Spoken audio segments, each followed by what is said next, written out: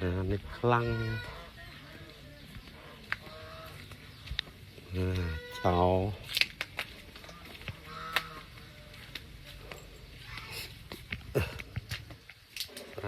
ស្រែកវោះព្រឹកមក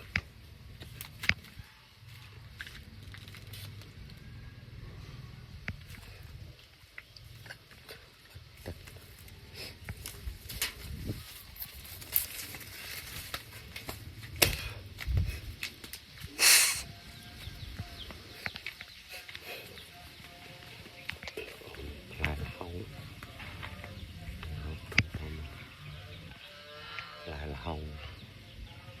នេះផ្អែមប្រហែលបន្លែធម្មជាតិ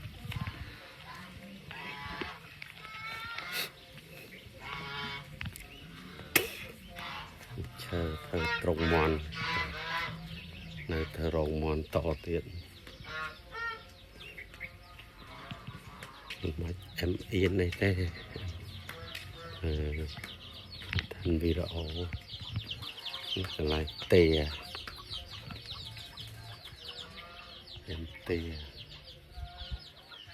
ហើយបងប្អូនរងមន់ខ្ញុំមកទេចាស់នេះ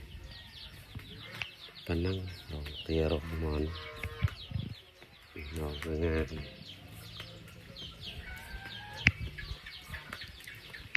សត្វកងានិយមណាស់ងាន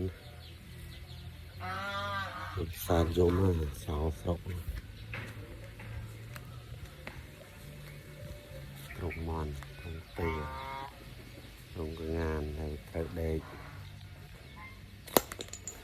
រង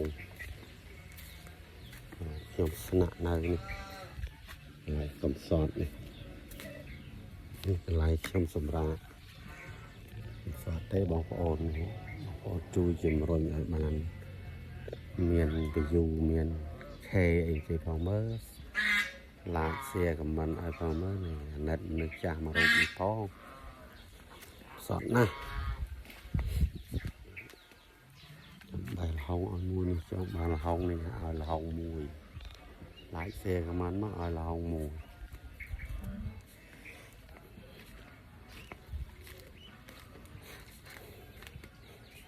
ណាមន់4 10 20កូនមក2សម្បុក3សម្បុកងាប់អស់រាប់រយមន់វាសល់ហើយមន់នោះ